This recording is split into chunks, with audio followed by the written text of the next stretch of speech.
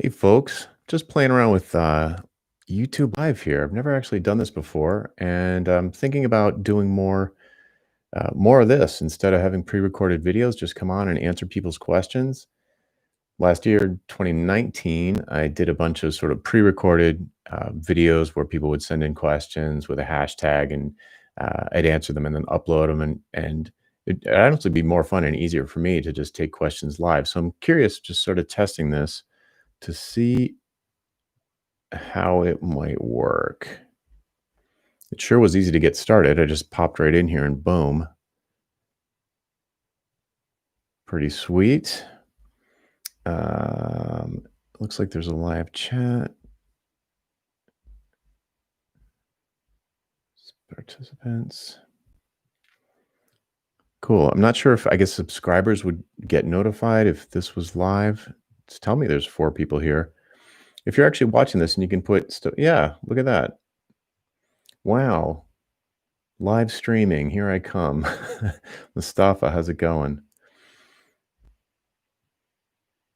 Peter. Hey folks.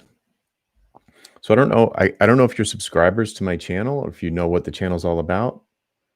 Ricardo, welcome. But yeah, if folks are currently billing by the hour, I help people ditch hourly billing, stop trading time for money, and make more money without working more hours. If you're not familiar with my content, that's sort of my background. And if you're running a service-based business where you are kind of renting out your hands on an hourly basis, then you can ask me questions about how to do that in a different way and actually make profits instead of just billing for your time. Be curious, where's the cool.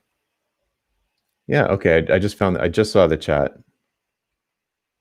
So yeah, if anybody has a question, just kind of experimenting here, see what the whole process is like. Hey, Felix.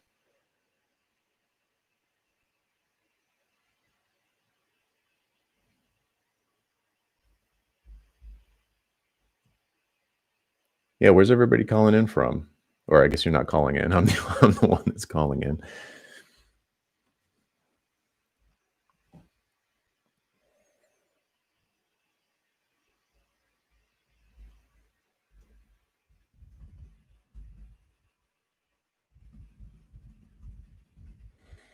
And what do you do for a living?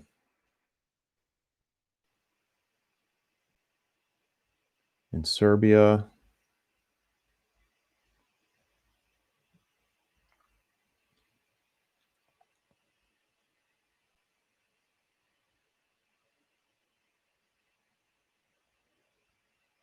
Hey, I need to ask you this. Oh, good, a question. All right, so here's a question from Mustafa. It says, if my client's making 30,000 plus or more from his service without my help, with my help, he can double that through email automation. How can I price that with finesse? Well, I mean, if it depends on a ton of things. So let's say the client is, like you said, let's say they're making 30K or more, and you think you can double it.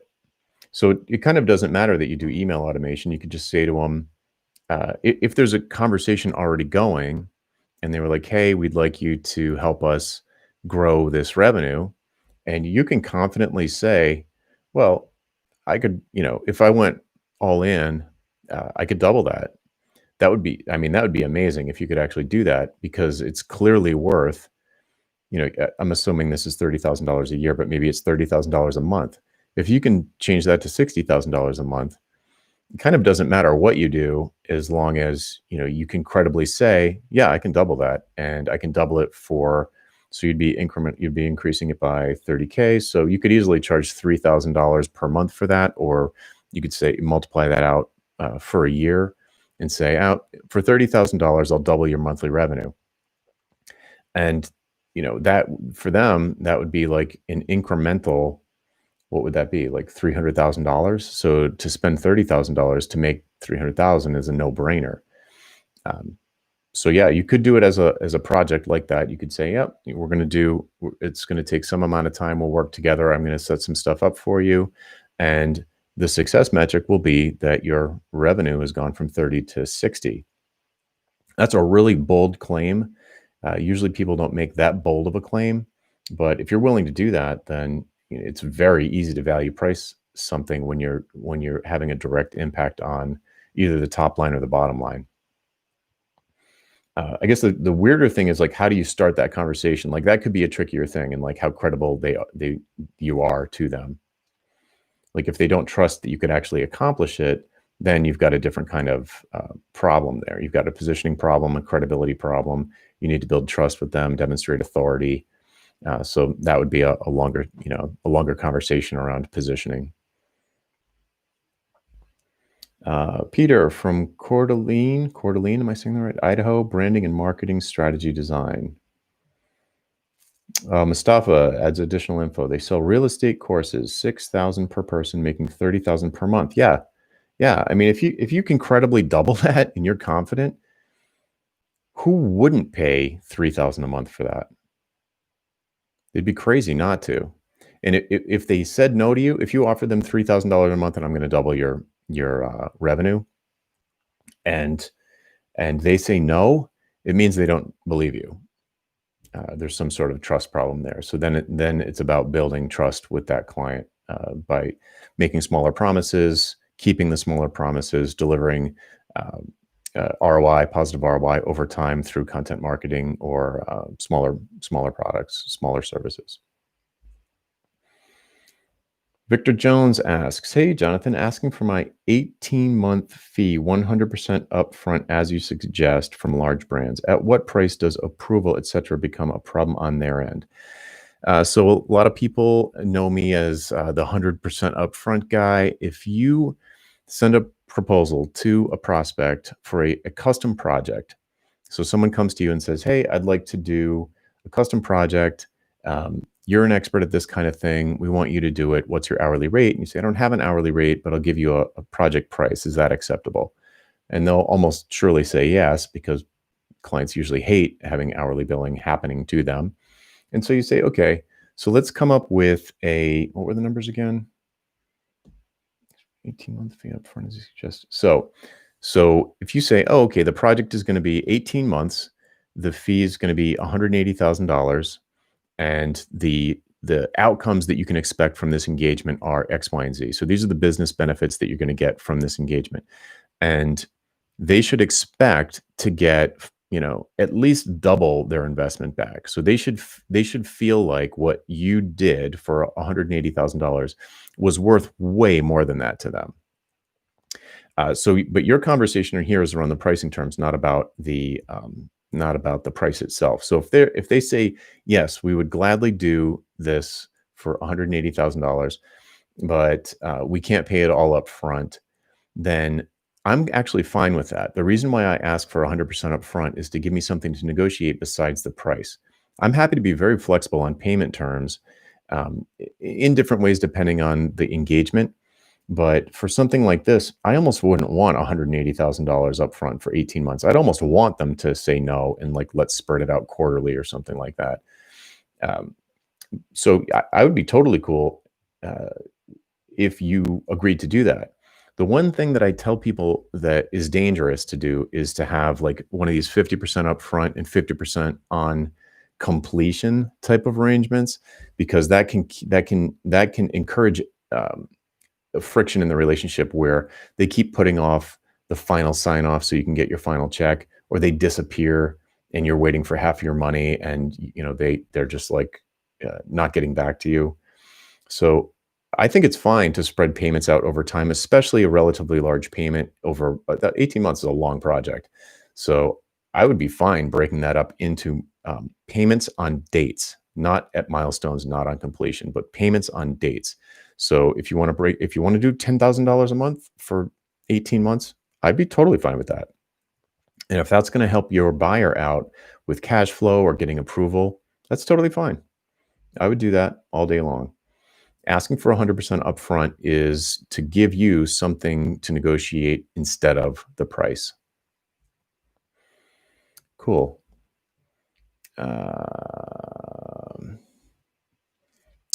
El Saran asks, I have a feeling I am going to get a job offer in December, but I have a feeling they are going to give me a crappy salary offer. Any suggestions? I've worked there for 2 months on internship. I'm really not good at salary negotiations, but I do have students who have used my principles at a salary negotiation. You've been an intern there for 2 months. You're going to know inside what's going on, but also they're going to have you positioned in their mind as in a particular way. So you might, if you think they're going to give you a crappy salary offer, it's kind of like being in the friend zone, and you want to break out of the friend zone and have a more intimate relationship with them, or at least a higher paying relationship. Kind of a weird metaphor for a job, but hopefully you get my drift. So the approach that I have seen work for folks that I've worked with, because I haven't had a job in 20 years probably, um, is that they enter into the job interview, first of all, willing to walk away from it. So, just like, if this isn't going to be a good fit, I don't want to do it. So be willing to walk away from it. And the other thing is to focus less on your skills and them saying things like, "Oh, well, you don't know React, or you don't have this certification, or you're going to have to learn the company process, the company workflow, or whatever." Instead of that, try and turn the whole conversation around to what would be the most valuable contribution that you could provide to the company? What is the benefit that they would like to receive? What's the business benefit? What is the overall strategy of the company? What are they trying to achieve? What's the direction? And if you can turn the conversation into, how can I make the company more money? Or how can I make you, my potential boss, look good? How can I make you look good? What are the things that you're going to want, not in my resume, but in the outcomes that I deliver? What outcomes can I deliver that will be more valuable to you? How can I make you, my potential boss, and broadly speaking, the company, more successful? And if you have conversations around how to make these two, the boss and the company, more successful, you're probably going to set yourself apart from other people who are like, "Oh, I'm great at graphic design, or I'm great at writing code," or, they're just focused on their skills. It's really going to set you apart. And the basis of increased fees or potentially salary is that you're different from everyone else. You're the one that stands out. Everybody else is going to be a commodity. You're going to stand out. And talking about the benefits to the company, how can you, what can I do for the company that's going to make the company more money? Or what can I do to you, my boss, for my boss, that's going to make them look better to their boss, maybe get them a promotion? Then, or how can we hit our numbers if you're in sales? Like what kind of numbers do we need to hit? Those kinds of things. Then it's going to set you apart and potentially increase the amount of money that they'd be willing to give you. For more information on negotiating job salaries, um, look for Josh Earl. I think the name of the book is Salary Negotiation. But yeah, look for a book by Josh Earl about that. All right, I'm not going to. Well, I'll try and pronounce it. Arsenija, maybe Savic. What would be best things to do regarding position when you have projects from different verticals? Oh, there's a bunch of things you can do here. So the question asker is wondering about how to position themselves as unique, different from all the other competitors in the space. Like what about you stands out? What about you is amazing? And I have something I call a laser focus positioning statement. And the template of that goes something like, I am a discipline who helps target market with expensive problem. Unlike my competitors, unique difference. And the question that this person is asking is around the target market piece. And if they're currently serving lots of different verticals, like dentists and pizza places and plastics manufacturers, but they do software development for all of those different kinds of companies, they could look for a similarity across those companies. Maybe there is something similar about those companies that isn't segmented based on the vertical or the industry that they're in. It could be segmented on company size, like a demographic aspect of the company. It could be based on the kind of buyer, like the ideal buyer inside of the company, like, SVP of sales. Like, oh, what do you know? The person who hired me in all of these scenarios was the SVP of sales. Or it could be that they're all mission-driven businesses, and you pick a, um, a psychographic specialization or a psychographic niche or segment of the audience. Or it could be that there's nothing in common. And then if you were going to undertake a positioning exercise, I would pick your favorite one or the one that is on a mission that you would like to support more than the other ones. And uh, run a campaign for 3 to 6 months where you market specifically to those kinds of businesses and try and get better at delivering better results and having a better communication and clicking better with people in those kinds of businesses. And so I liken this to instead of casting your net into the ocean trying to catch some fish, you cast your net over a barrel of fish. And even though the barrel of fish is much smaller and doesn't have as many fish in the ocean as the ocean does, you're way more likely to catch them because they're all right there. You can see them. You can listen to what they're saying, if fish could talk. But if you could talk to the fish, you could say, "What kind of bait do you like?" "Oh, this barrel of fish doesn't like worms, so I'm not going to try and catch them with worms. I'm going to try and catch them with flies or something." Why am I this disgusting metaphor? But the idea is if you just pick one, you find some segmentation that defines a barrel of fish, a tribe, a particular kind of company or kind of person with a particular worldview, like a psychographic, or it could be demographic, like companies from 300 to 500, like that. That's actually a pretty good segment for some of my dev shops, where they want to look for a company that has at least 300 employees. Otherwise, it's not going to make sense to pay six figures for a software project. But more than 500 to 1,000 employees, and it starts to get hard to talk to the leadership at the company. There's lots of gatekeepers. They might have their own internal teams. So you might find this sweet spot where companies that are around 350 employees plus or minus 100, that might be your perfect niche. So like, where do those people hang out? Who's the buyer at a company like that? Is it the CTO? Is it the founder? Is it someone on the board? Is it a director or a head of a department? And look for people with that title on LinkedIn and start reaching out to them and connecting and seeing if there's some way that you could help. So lots of different options with positioning there. Coeur d'Alene, thank you, Peter. Coeur d'Alene. Let's see. Let's pick a new person. What's your best advice? This is from Rick. Thanks, Rick. What's your best advice for a late bloomer of 27? Oh dear. Starting a marketing business. You probably get lots of these questions. Okay. I mean, I think being, I'm 51, so 27 to me sounds like, wet behind the ears still.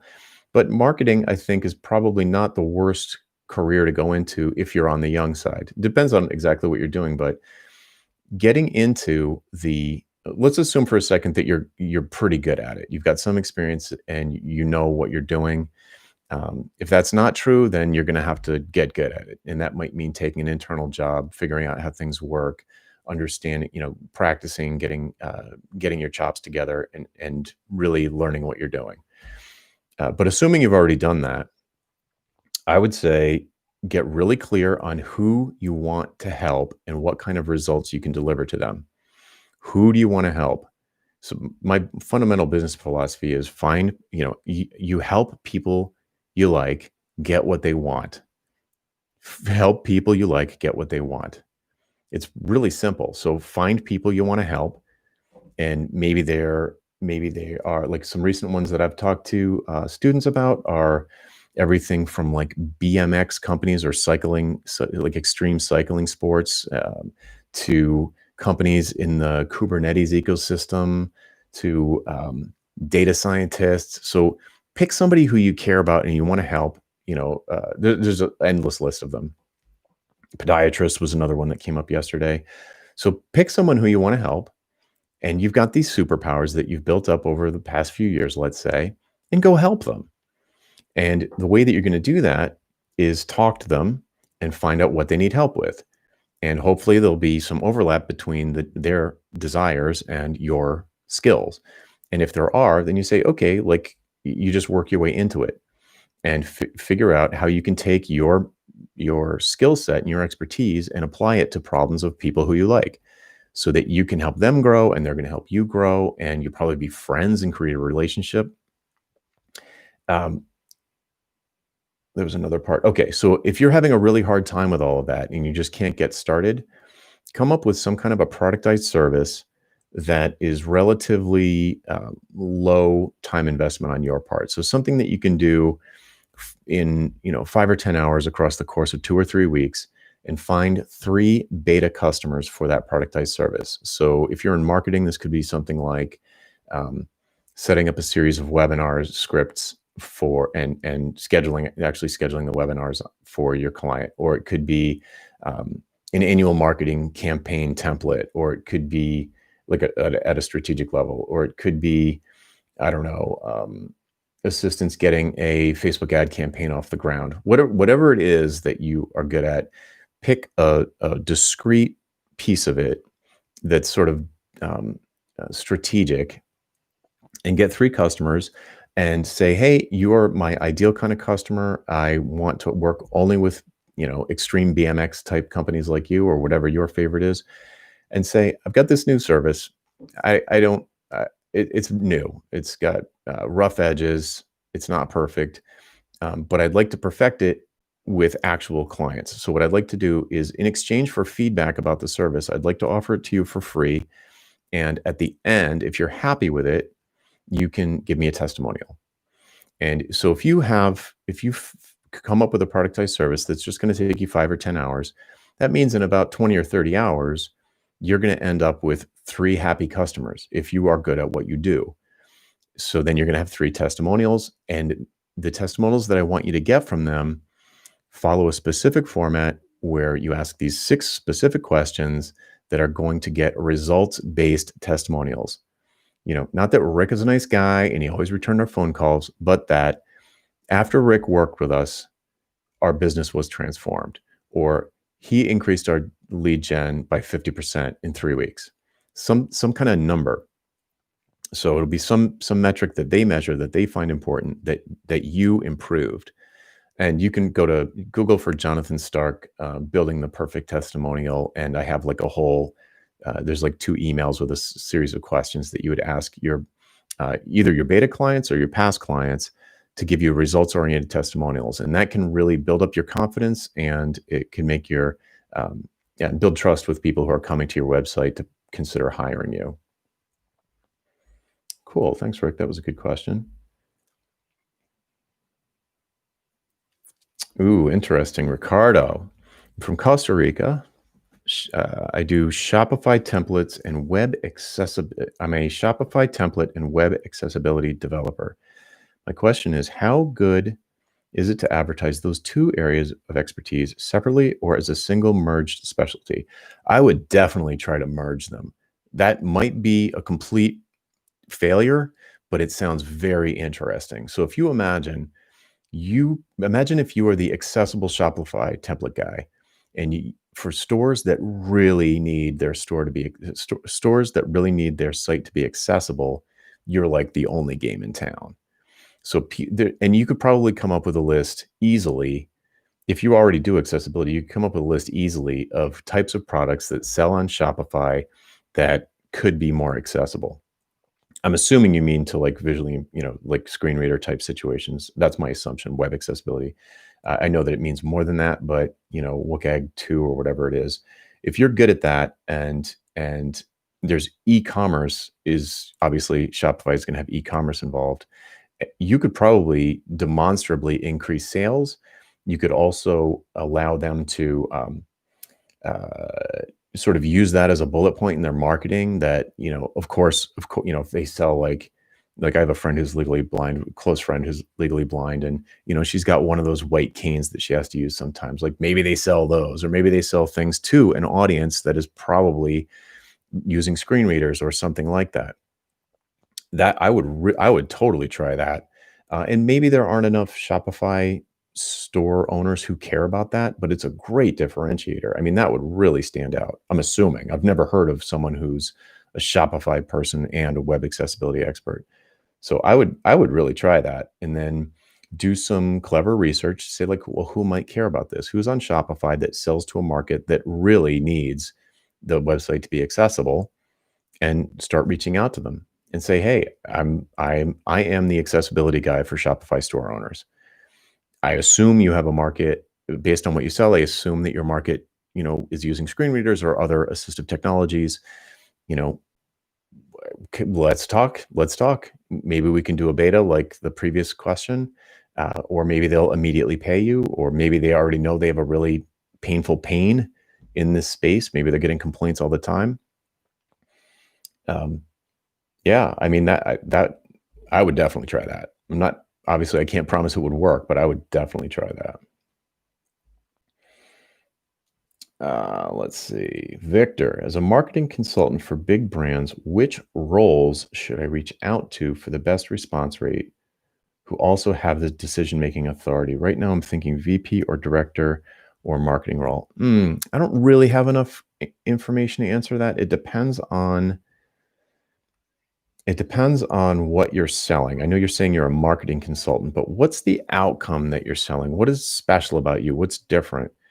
Because different people, like maybe you're a marketing automation expert, in which case I would reach out to someone different than if you were like more on the, I don't know, like direct mail or outreach or something like that.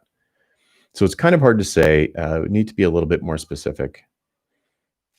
And big brands is kind of vague, and marketing consultant is kind of vague. So if you could get more specific about both of those things, then it would be a little bit easier to answer that. But ultimately, the answer is come up with a very clear, not clever, a very clear value proposition, some kind of a positioning statement. Either I do, yeah, very specific, like I do marketing automation for luxury retail brands.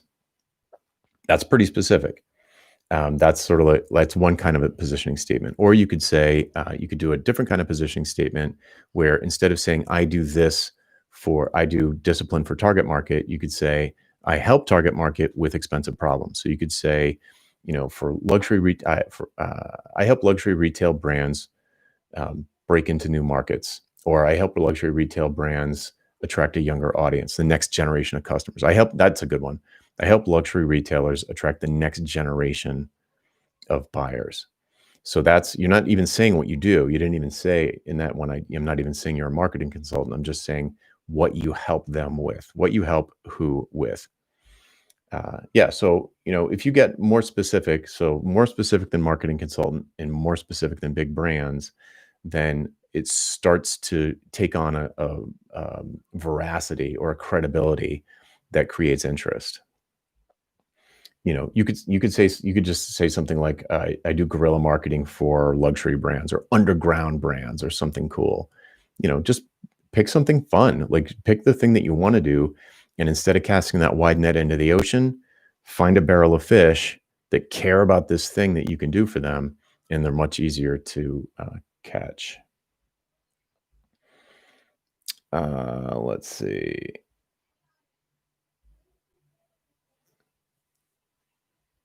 Sonarctica. What a cool name, Sonarctica.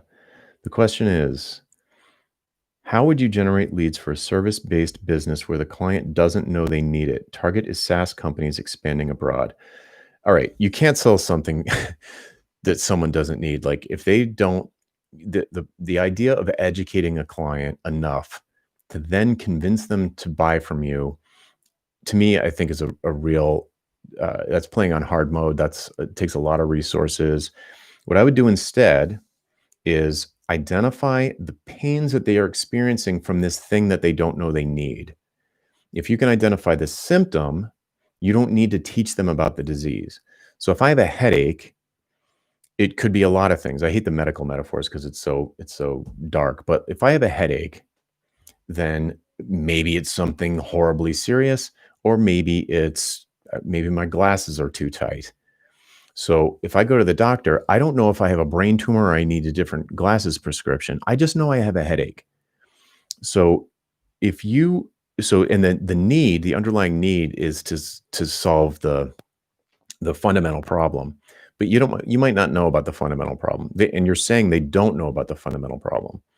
So if there is any chance of selling to them, I would look for the pains that come from the underlying problem. So a classic example is positioning. So if a software company like a Valley startup has a positioning problem, but they've never heard of positioning, and you're a positioning expert, and you come in and you say, "I'm going to help you with your positioning. It's $10,000 for a half day seminar with your senior leaders." They're going to be like, "What are you talking about? What even is positioning?" But if instead you think, well, what is the negative outcome? What is the pain that the company would be experiencing if they had bad positioning? The pain is they can't explain what their thing is. Every time they try and tell people what their software project does or is product, sorry, every time they try to explain their software product to someone, they just get confusion in return. Their sales team is constantly spending 45 minutes to try and even get a client to understand what they sell. That's a positioning problem. So if I was going to try to attract people to sell positioning services to them, I would say, "Hey, does it take your sales team 45 minutes to explain what your product does? Or when you tell potential clients about your product, do they compare it to the wrong thing? Like you say, "Oh, our thing does X, Y, and Z." And they're like, "Oh, like Uber?" And you're like, "No, nothing like Uber." So I would say I help with that. I help with the symptom that you are experiencing. Nobody wants acetaminophen. They want their headache gone. So talk about the headache and not about the medicine. Don't educate me about all the ingredients in aspirin. I don't care about that. I just want to know how fast my headache's going to be gone and how much it's going to cost. So focus on the pains that they're experiencing from the underlying problem that you actually solve, and talk about the symptoms or the pains in your marketing. Let's see.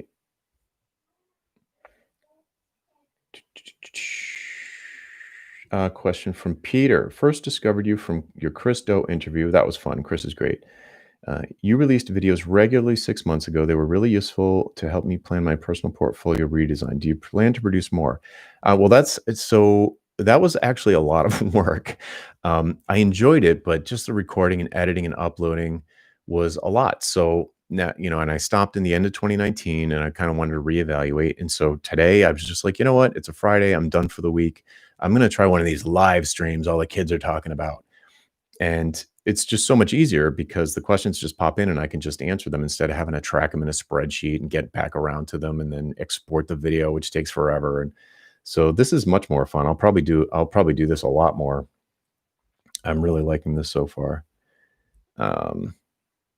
Cool. How long have we been on here? It's been about a half an hour. Probably wrap it up there. This has been fabulous. Like, what a great test.